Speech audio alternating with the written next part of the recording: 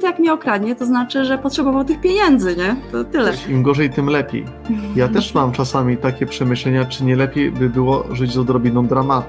Nie ma czegoś takiego jak toksyczni ludzie czy wampiry energetyczne. Bo nie ma tak naprawdę przyszłości, jest tylko teraz, więc każdy moment następny teraz tworzycie z tego momentu teraz.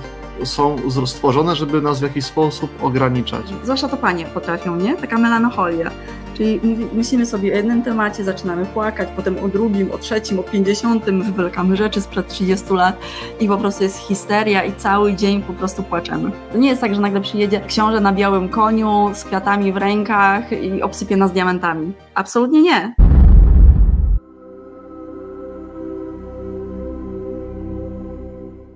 A z tymi poziomami świadomości to jest jak z górą. Mamy wielką górę, która ma 2000, nie, to nie jest dużo, ale załóżmy, że ma 4000 metrów albo 10 000 metrów. To będzie tak w skali do 1000 Hawkinsa, dobre porównanie. Czyli taka góra ma 10 kilometrów i w zależności na jakim etapie tej góry jesteśmy, czy jesteśmy tu na dole, no to jesteśmy na dole tej góry, no to nie widzimy zbyt dużo. Ale im bardziej się wspinamy, może w tą stronę się będziemy wspinali, im jesteśmy wyżej, tym widzimy więcej. Wchodzimy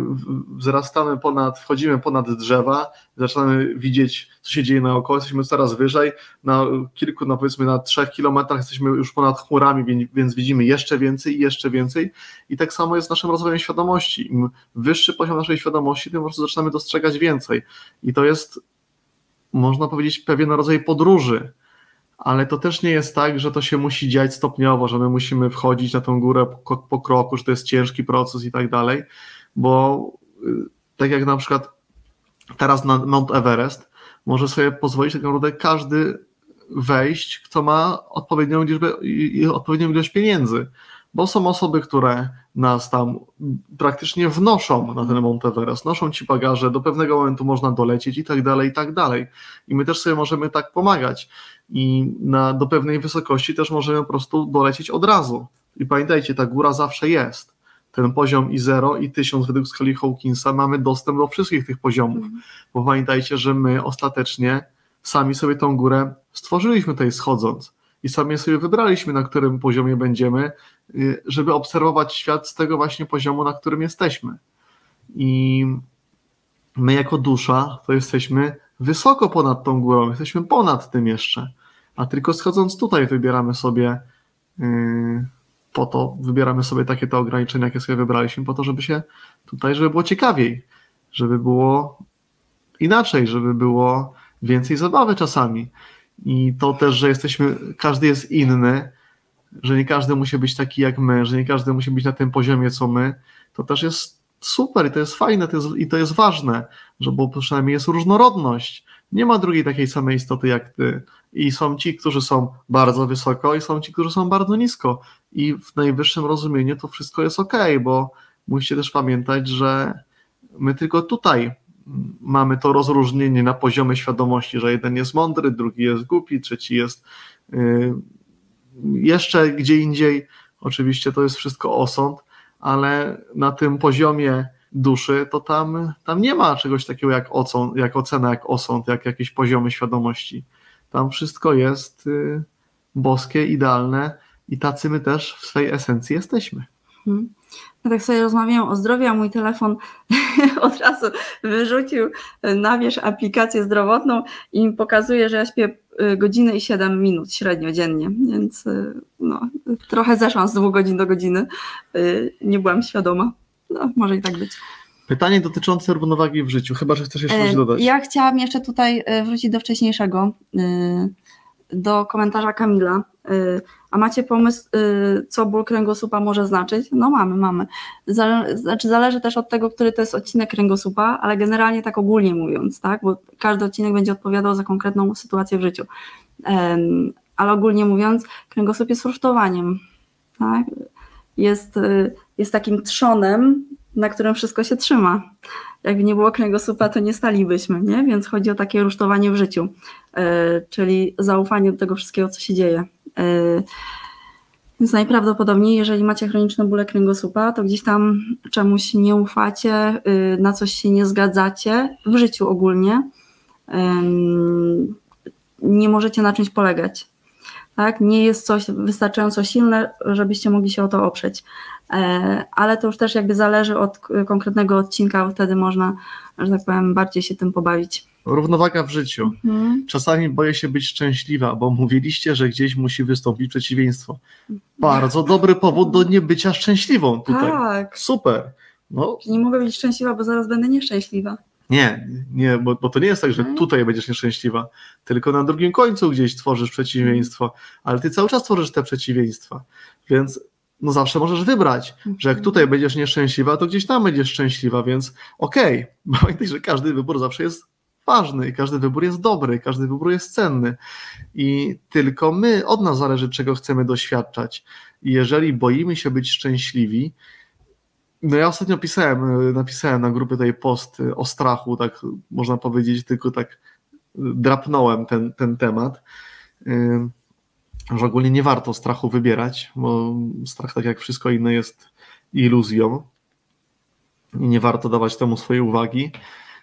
Ja osobiście wolę być szczęśliwy tu i teraz, bo to jest dla mnie w tym momencie ważne. Aczkolwiek patrząc z najwyższego rozumienia, jesteśmy istotami multiwymiarowymi i doświadczamy wszystkich doświadczeń, jakie tylko są. Nie tylko tych dobrych, ale gdybyśmy mieli tylko świadomość przede wszystkim, gdybyśmy widzieli to, dlatego też tego nie widzimy, to byśmy nie mogli tutaj żyć, bo rzeczy, których my tutaj dokonujemy, dopuszczamy się, można powiedzieć, na różnych planach, to dla nas byłyby nie do zaakceptowania. To by nie pozwoliłoby nam tutaj żyć, bo to byłoby zbyt dla nas trudne do zrozumienia. Ale ja bym na tym nie skupiał swojej uwagi, nie zastanawiał się nad tym, tylko robił wszystko, co może dać mi radość tu i teraz. Po co gdzieś tam wybiegać w tym momencie dalej? No dlaczego? Bo umysł bardziej, silniejszy jest strach czy większy jest strach przed utratą czegoś niż możliwość zyskania czegoś, nie? Wiadomo, że te dwie wielkości, strach jest większy i silniejszy niż jakby potencjalna radość z tego, że możemy coś dostać. To jest dużo mniejsze. Ale słuchajcie, być może akurat takie wytłumaczenie komuś coś pomoże. To nie jest tak, że jak będziemy nieszczęśliwi, to się kiedyś szczęście pojawi. Nie. Jak jesteśmy nieszczęśliwi, to tylko nieszczęście będzie się pojawiać. Oczywiście my kreujemy, tak, że są dobre i złe rzeczy, ale to nie jest tak, że jak siedzimy w strachu, strach to jest niska wibracja. To nie jest tak, że nagle przyjedzie książę na białym koniu z kwiatami w rękach i obsypie nas diamentami. Absolutnie nie. Jak siedzimy w strachu, czyli w piwnicy, to ten książę na białym koniu nas nie zobaczy, bo on hasa po lesie. Trzeba wyjść do lasu, tak? Czyli trzeba znieść się ponad poziom strachu. Także, że tak powiem, traktuję to jako takie wymóweczki. Umysł jest bardzo sprytny i będzie różne rzeczy nam podpowiadał, mało logiczne, to jak ktoś spojrzy na to z boku, bo dla nas one będą miały sens i będą rozsądne, ale wystarczy, żeby z kogoś spytać się, co on o tym sądzi z boku. Znaczy, nie ma co się oczywiście sugerować nigdy oprócz samym sobą. Nie pytajcie rodziców ani rodzeństwa, bo wam powiedzą coś, czego nie chcecie usłyszeć. Ale tak jak teraz spytałaś, no to z mojego punktu widzenia nawet tego logicznego to sensu nie ma. Aczkolwiek każdy wybór jest dobry i każdy wybór należy uszanować, z tym, że ja bym stawiał na to, jak się czujemy teraz. Bo pamiętajcie, że tworzycie swoją przyszłość w teraz. Bo nie ma tak naprawdę przyszłości, jest tylko teraz, więc każdy moment następny teraz tworzycie z tego momentu teraz. I w zależności od tego, czy czujecie lęk, to taki będzie lękowy wasze następny teraz. Jeżeli czujecie radość, to więcej radości będzie w tym następnym waszym teraz.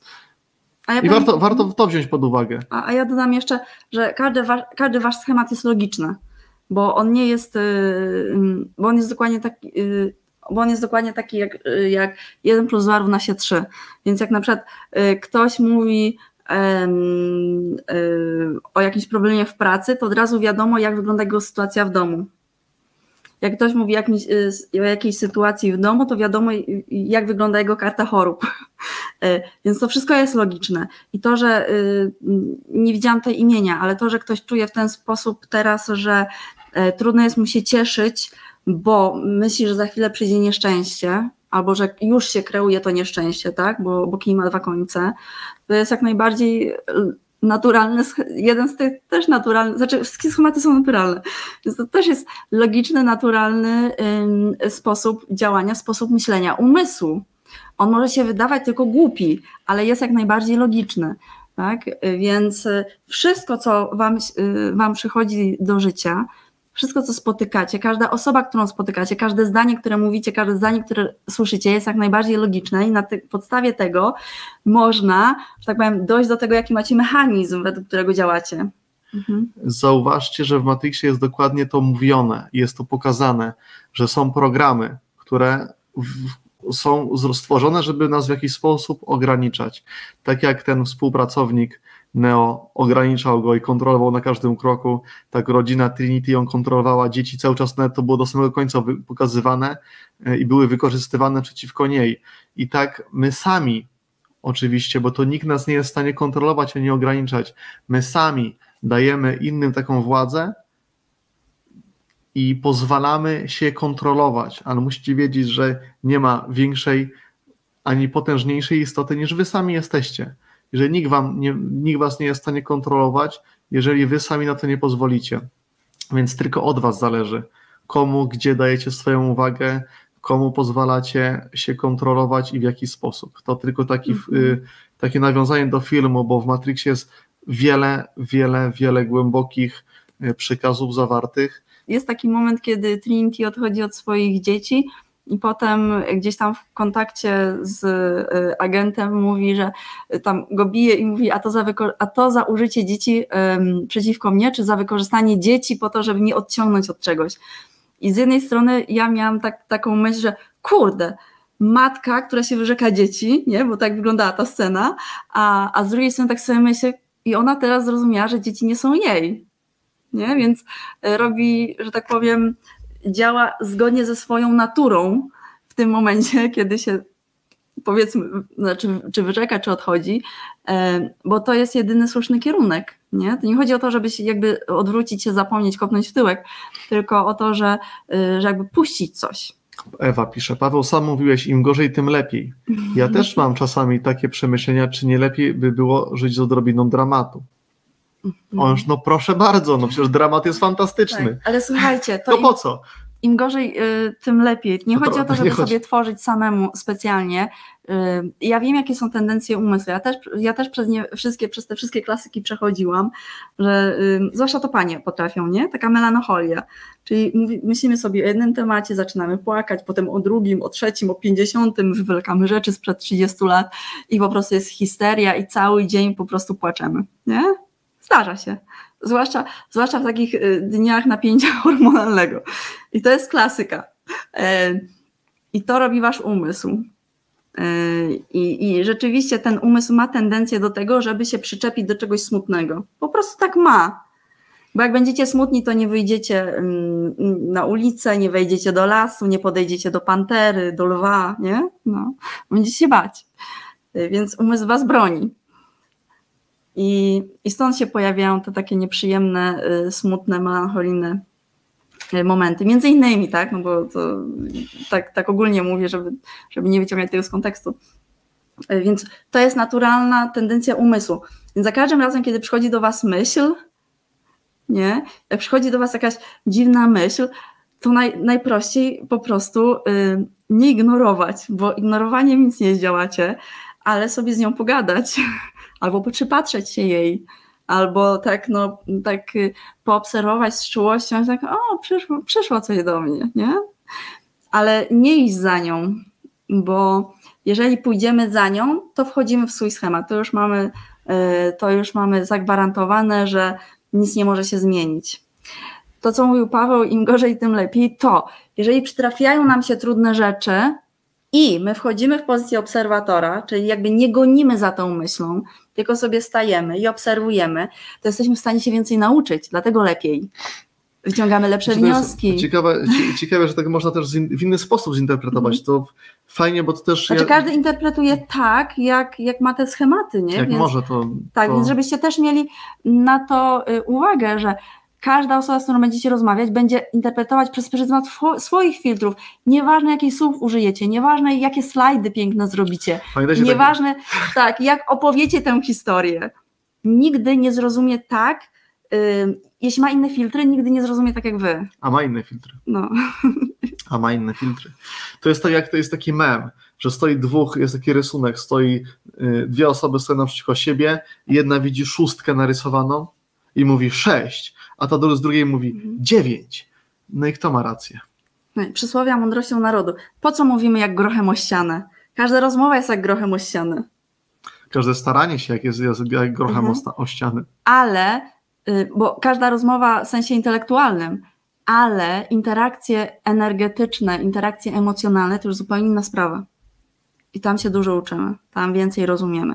Bo kiedy my wchodzimy na przykład z wysoką wibracją, z taką akceptacją, z docenieniem do swojej mamy, do swojego taty, do rodzeństwa, z którymi ciągle się kłócimy, ale wchodzimy pierwszy raz ze zrozumieniem i z takim pogodzeniem się, tak, to oni zaczynają też co innego rozumieć i też się transformować. Ale przede wszystkim nie można się niczego bać. I nawet jak mamy różne podczepy, bo z reguły każdy z nas ma, to pamiętajcie to, co wam powiedziałem na początku. Wy jesteście tymi, którzy tutaj rządzą i nie ma potężniejszej istoty od was. I to tylko wy decydujecie o tym, czy coś z wami jest podczepione pod wami, czy nie jest podczepione. I też powiedziałem to nie w tym kontekście, żeby was straszyć, tylko stwierdzić fakt, że tak po prostu czasami może być. I jak są jakieś spadki energii czy coś, to też niekoniecznie to musi być spowodowane tym, że my mamy słabszy dzień, tylko wystarczy, że gdzieś podłączyliśmy się też sami pod energię jakiejś innej osoby i bardziej czujemy ją niż siebie. To są takie już, można powiedzieć, detale, ale mieć tą świadomość tej swojej mocy i tej swojej nieograniczoności i wtedy nic ani nikt nie jest w stanie wam zagrozić nigdy. Tak, no ale oczywiście to poczucie bezpieczeństwa, ta umiejętność stworzenia sobie takiej komfortowej przestrzeni zależy od tego, na jakim poziomie świadomości jesteśmy. Dlatego my ciągle mówimy, podnosić swoją świadomość, podnosić swoją wibrację. Im wyżej jesteś, nie dotyczy cię prawie nic. Im niżej jesteś, dotyczy cię wszystko, co jest w globalnej bazie świadomości. Czyli to, że istnieją toksyczni ludzie, czyli to, że są wampiry energetyczne, że są podczepy, że... Wtedy wszystko ciągnie od ciebie energię i cię z tej energii wysysa. Ale im większa jest twoja świadomość, im większa jest twoja otwartość, tym mniej tego w twoim życiu będzie. Dlatego warto gdzieś tą swoją uwagę, a może nie tyle kierunkować tą swoją uwagę, co przestać ją gdziekolwiek kierunkować i tylko zwrócić się ku sobie, bo tu są wszystkie odpowiedzi i tu jest całe twoje bezpieczeństwo, jakie sobie można tylko wymarzyć i zapragnąć. Tak, i nawiązując do toksycznych ludzi, bo też takie pytanie się pojawiło, nie ma czegoś takiego jak toksyczny człowiek, no chyba, że się obleje jakimiś toksycznymi chemikaliami, no to wtedy, ale nie ma czegoś takiego jak toksyczni ludzie czy wampiry energetyczne. Każda osoba, którą spotykasz, jest tylko i wyłącznie odzwierciedleniem ciebie, twoich strachów albo czyli przekonań. Tak? Jeżeli uważasz, że istnieją toksyczni ludzie, albo uważasz, że ludzie są beznadziejni, to zawsze spotkasz kogoś, to albo cię okradnie, albo cię kopnie, albo powie, że jesteś ze wsi, obrazi cię. Zawsze tak jest. No ze wsi fajnie być. Jakby mi ktoś powiedział, że jestem ze wsi, to bym podziękowała, bo ja zawsze chciałabym mieszkać na wsi. Jeszcze się nie udało. Kiedyś się uda, ale dla mnie to nie jest obraźliwe, ale dla kogoś na przykład, kto został wychowany w takim poczuciu, że rzeczywiście mieszkał na wsi i dzieci się z niego śmiały w szkole, albo nauczyciele to wytykali, albo ktoś zwracał na to uwagę, tak, i wyszydzał, no to oczywiście ten kompleks może żyć w kimś całe życie, no wiadomo.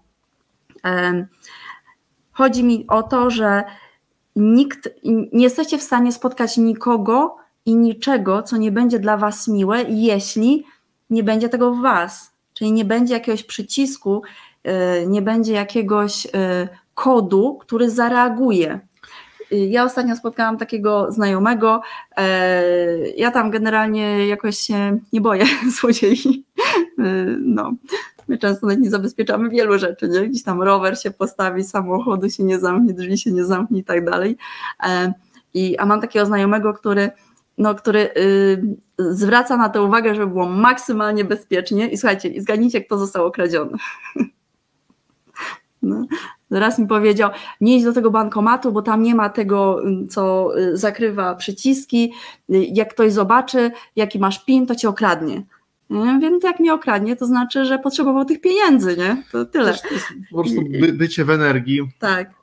Kradzieży lub bycia okradzonym. Tak, tak to się mówi ogólnie, nie? Ale generalnie to jest też ten nasz strach, że ludziom nie można ufać, że świat nie jest bezpieczny, że jest dużo złodziei, że inni chcą wykorzystywać innych, tak, bogatszych albo tych, którzy ciężko pracują, więc zawsze cię to spotka, jeżeli żyjesz takimi przekonaniami, nie?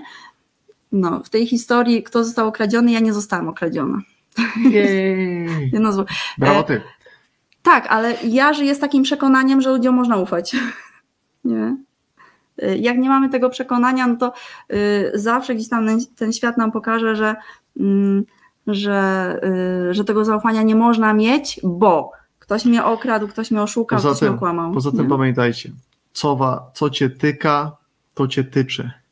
I wszystko, co ci gdzieś przeszkadza w kimś, w czymś, to znaczy, że musisz mieć ten taki haczyk, który się na to łapie, czyli masz ten sam ładunek gdzieś w sobie energii, ten sam komponent, który wymaga i ta sytuacja jest ci po to prezentowana, żebyś to wreszcie zauważył i coś z tym zrobił. Albo możesz z tym walczyć i to będzie wtedy jeszcze rosło, będzie jeszcze większe, jeszcze trudniejsze doświadczenie, a możesz popracować nad akceptacją tej części ciebie, która się przejawia w twojej emanacji, czyli w sytuacji lub w tej osobie. Więc albo to zaakceptujesz i pokochasz i obejmiesz, albo będziesz z tym walczył i się będziesz na tym nie zgadzał. Obie drogi są okej. Aczkolwiek pytanie, która dla ciebie zaprocentuje i która będzie dla ciebie lepsza, to już pytanie tylko i wyłącznie do ciebie.